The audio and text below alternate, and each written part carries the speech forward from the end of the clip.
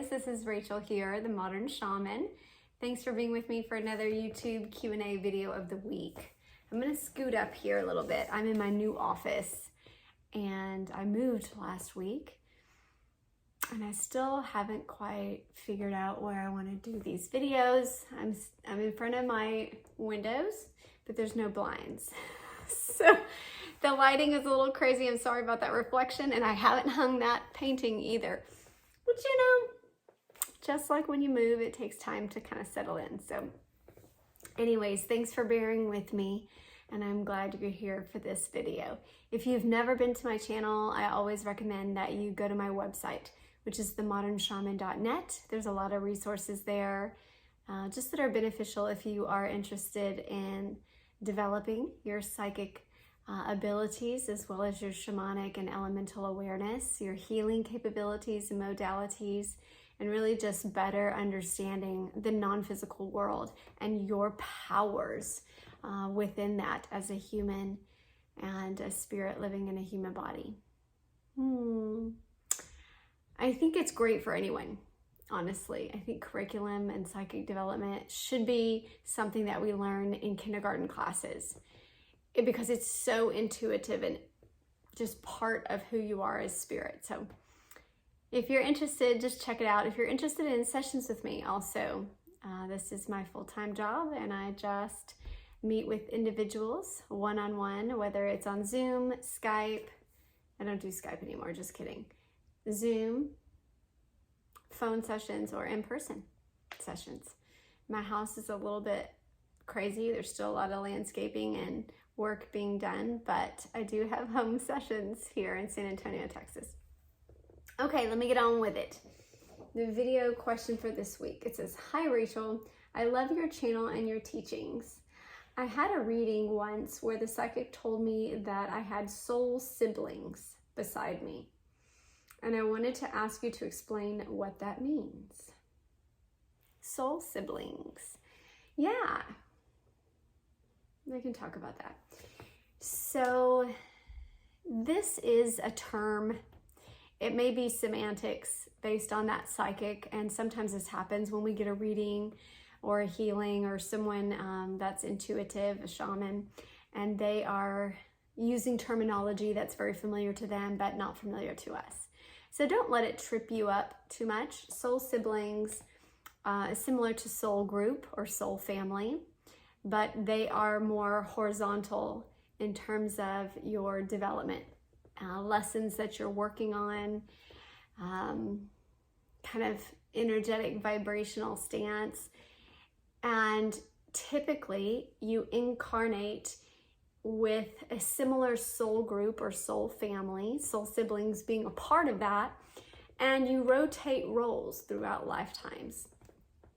This concept, I mean, it's been developed by all sorts of different hypnotherapists that do life between life readings or readings from the soul.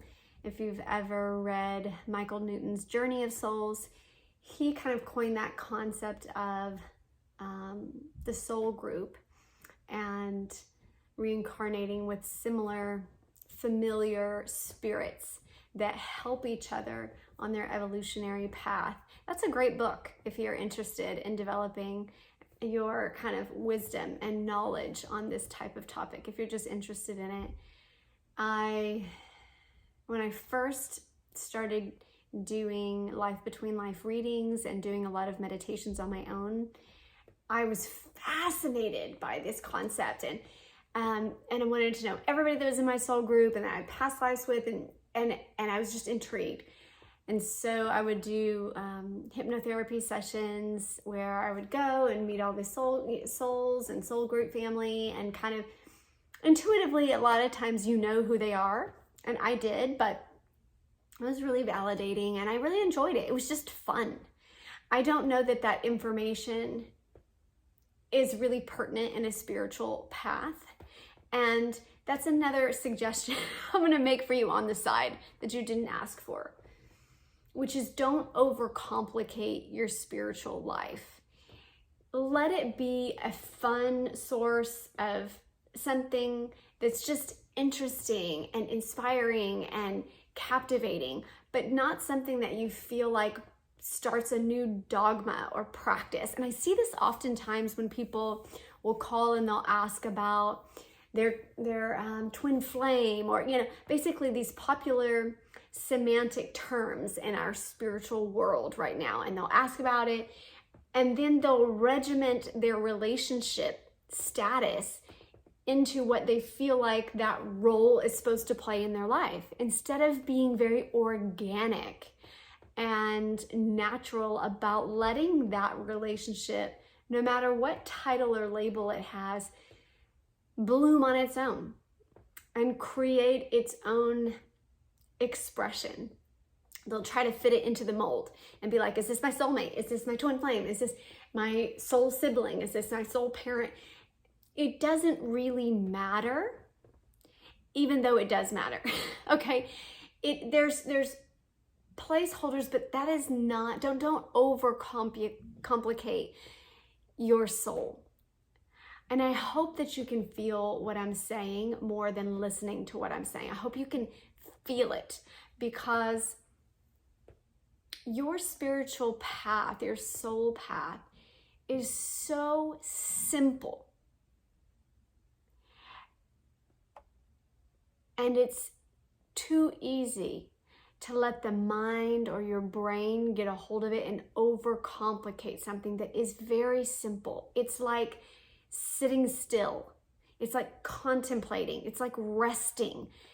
These things are so integral and intuitive and organic to our sense of being. Your soul sits in that eternal being space. It doesn't need a title. It doesn't need a label for what that spirit's supposed to do in your life, and we're not like that.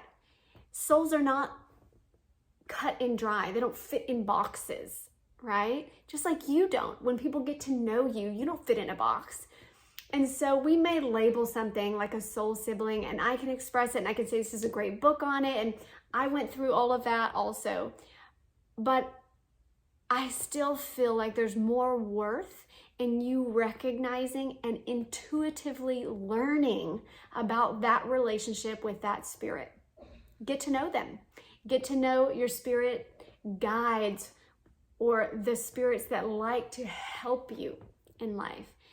Just like you would a friend sitting down for coffee or talking on the phone, getting to know them beyond a label or the role that they represent in your life, right?